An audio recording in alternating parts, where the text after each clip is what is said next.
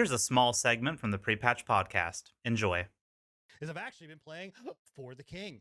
So this is a section of it where we talk about way to ruin my segue, bro. You dick. You ruined it. Anyway, this is the next section of the show where we talk about games that we've been playing. The And thing since I'm happy about with this is For the King finally has 4 players. They're actually being true to their name now. It was always For the King, but you could only play with 3. It didn't make any goddamn sense. yeah, well, it's 4 players. Also graphically, it's really good. Bill, I had to take a step back because Bill legitimately was just like, "You guys, shut the fuck up, guys." And just took control. And I'm sorry. We're I'm all about sorry. taking control on this podcast. I'm like, what the hell? You are no longer the producer. We are What all the hell? producers. Anyway. We are 4 producers. He's no longer the host. He's just the producer now. I'm just the producer. Yeah. Okay. Well, go ahead, host it. Go, be my guest. Keep going. Go ahead. This is the game you've been playing. This is your game, bro. Well, you wanted to host. You want us Anyway, to speak for you. For the King. If you're unfamiliar with what For the King 2 or the series For the King, this is obviously the sequel, and we've played and talked about For the King for a while, but it is basically a top-down board game style game where tactics, RPG, D&D. You essentially have different characters, different classes that you get to choose from, and you go through this world doing quests and leveling up, getting gear, ultimately to be able to just survive as long as you possibly can. And while you're doing that, you're earning points to be able to unlock other characters, armor, random generated stuff, just all of these things inside of the world. It's a blast. Like it is so much fun. For the King, I would recommend getting For the King 2, but if you wanted, obviously, For the King 1 is out there and it's a really great time. They didn't really do too much about changing the mechanics of the game. As far as, what you do, they did change, a few things. So For the King, original one, you had 3 players, like Bill was saying, but also you were very stagnant. Like you just did a line. Like everybody was in a line. There was no like 3D to it. It was just 1, 2, 3. You stood in a line and that's it. This one, they've added a element when you go into combat where you're actually on a 4x4 grid, so that you can, or I'm sorry, a 4x2 grid, so that you can actually move forward and backward. You have area of effect spells. These different which I like these different spell spaces where if you go into somewhere where it's raining, like one spot may be wet and one other spot may not. So that gives you different status effects. But the overarching, like how you play the game mechanic wise, really stayed the same. That's good. I mean, honestly, like that was one thing that I was kind of worried about when they first announced For the King 2, because like you look at games like Darkest Dungeon. Darkest Dungeon, that's the one I was looking for. Yeah, where they completely changed how the game plays, completely changed everything about the game. And granted, I've heard the Darkest Dungeon 2 from a new IP, really. Yeah, and granted, I've heard the Darkest Dungeon 2 isn't bad, but like if you went into Darkest Dungeon 2 thinking, oh well, it's just gonna be Darkest Dungeon 1 but better, it's a completely different game. So I was really happy about that. That's lightest dungeon. That's slightly dim dungeon. Yeah, man. But yeah, so I was really glad when they announced this to see that they were keeping like the turn-based strategy, like the board game-esque, where you're like on diagonals and horizontals and all that shit. So and it's good too that it seems like they added just enough to separate it still to make it like I said, a sequel rather than a whole new thing. I like this. I like this system. That positioning update. Like that, like grid in combat positioning update is just really cool. Yeah, that's what I was gonna say. Is I liked the positioning and everything like that, because like not only is it like AOE's and everything like that, but like if you, for instance, like Sin was playing me as a tank, and like if you were standing behind me as a tank, you got like an armor upgrade boost. or something. Yeah, like a defense boost of some sort. Definitely. So. Yeah, it's fun. It's one of those things. It's like there's not a lot of reasoning to change a bunch. Like it was pretty much a perfect experience for the most part. Like but what they did change and adds to a new element, even to the fact of like a lot of the like starting encounters. And if you're watching live, like you can see that grid that we're talking about. But even some of the starting encounters and starting missions that you did almost feel very unique. Like one of the missions was like, oh, you go and you have to go down in the cellar. And like that was in the very first one. And you go down in the cellar and there's 3 guys, 2 of them are drunk and one of them's not. Like that's still there. So, but they added a lot of different, like I said, spells, that you didn't have before, AoE spells that you didn't have before. New classes. There's new classes. Yeah, there's new classes. New classes. Yeah, nice. That are there. And graphically, it really is beautiful. Like, I don't like it.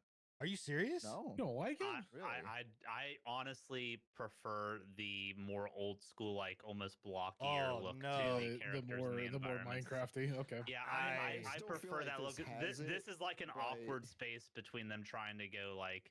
What this looks like is Animal Crossing graphics. I don't know if anyone else gets. I don't know. I disagree with that. I don't know. I love it. I prefer the art style of one. I can admit that this is graphically more impressive. It is just I prefer the taste and the flavor. I get that from one. I'm not sold on this grid system, but I would probably have to play it to get used to it. I don't know. I mean, to each his own. I love the graphics upgrade. I think it's beautiful. I put a lot of time into For the King. Not saying you didn't, right? But I put a lot of time in For the King. And it was 3 of the campaigns. So. It was charming, and it was like, don't get me wrong, and like the graphics were cool. But when I first booted this up and was like, oh shit, like the characters have like real faces and like they look very like I was like, oh, I like it. I don't like how zoomed out the camera is.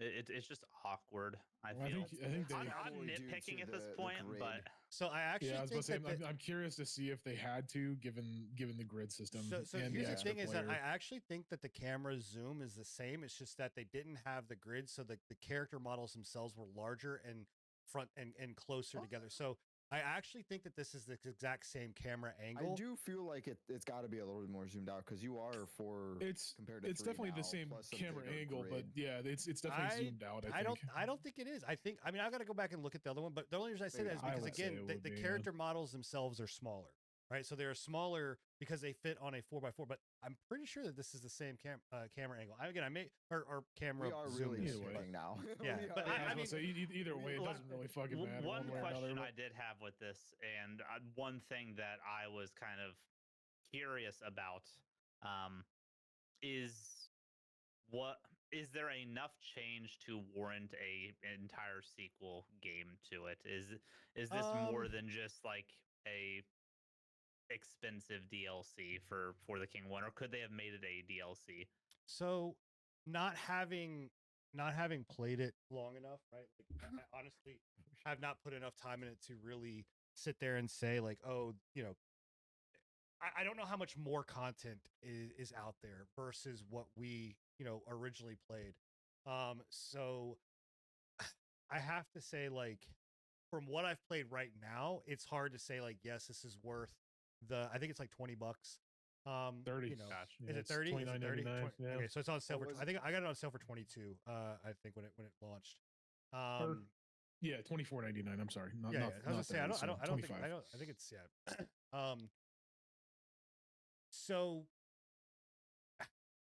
I can't give you that honest answer, Bill. Like I don't know. Like graphically, like all of the part of me says no because again, it's from what I am seeing, it's graphic and the grid system, right? Which I think you could have done with an update. I think you could have done a grid system. I think you could have done, either the graphic update or left it alone and maybe just, got something, and it'd been a free deal or just a paid DLC. I do enjoy the fact that you can frontline and backline characters. I think that is a novel thing because one of my biggest issues with For the King 1 was that tanks had trouble tanking unless they had a weapon that had like a taunt to it. Like it was always a dice roll on what enemies were going to attack. I just like how much more control this gives you too. Like it gives you at least not a lot more control, but enough to make a difference because you were just stuck. Like you got into a battle in whatever position you were in, that's what you were in.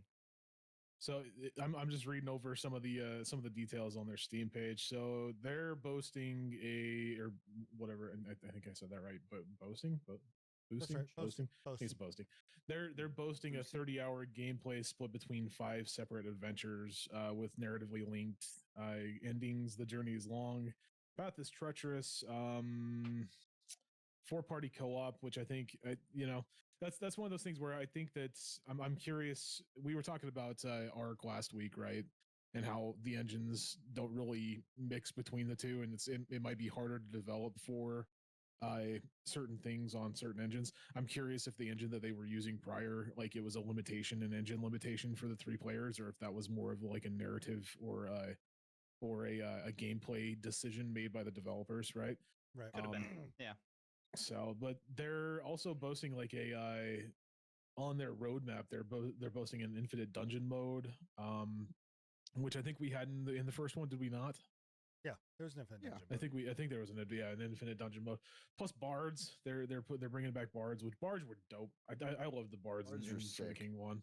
I mean, there are new classes, like there are new monsters, there are new weapons, and things like that. I need to get into it more, right, to be able to say like, whether or not it's actually worth. I need to pick it up. $20. It's a lot. I need to pick it up for sure. What I would say is it's a lot of fun.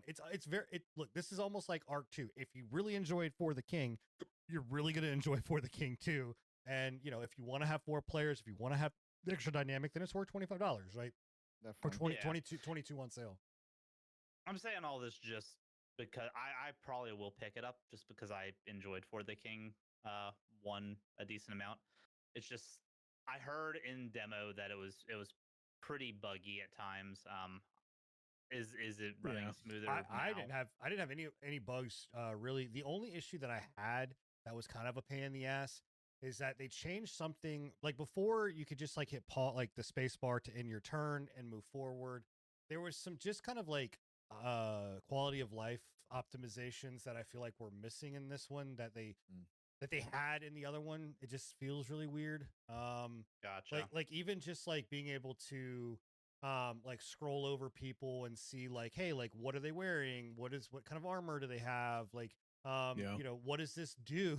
Like the spells. Like if I go over the spells, it will give me a very generic thing, but it doesn't tell me like doesn't give me a lot of information like what it does. So it's just certain things like that when I'm like, why did we take a step backward? Like why did we not like keep this function in the game versus taking it out? So those are the issues that I'm kind of having, which I feel are very common. Unfortunately, it's getting mixed reviews on Steam, but granted, take that with a grain of salt. I take Steam reviews with a grain of salt half the time anyways. And again, the demo was pretty buggy from what I understand, so a lot of those could be from what I'm understanding, from what I'm seeing, they released a hotfix today, and people are saying that like 99% of the bugs that they had on launch have been fixed with this hotfix that was released today, this morning. Okay, that's good. Yeah. I'll probably end up picking it up. Like I said, graphically, I'm not impressed by it, but that's just because I prefer the art style. The overworld map looked a bit muddy too. Like it looked hard to figure out what terrain was what, but that's all nitpicks. At the end of the day.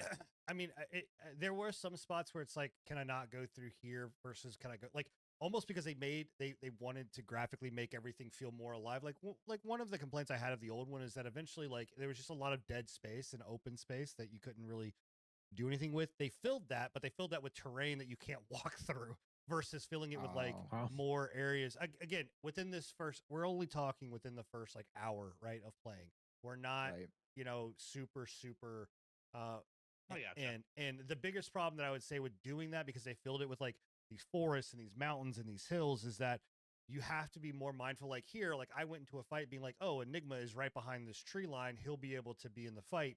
And he wasn't, right? And so it's kind of it makes it very frustrating in that sense. That's your own fault for not fucking noticing the red shit, man. Well, sure.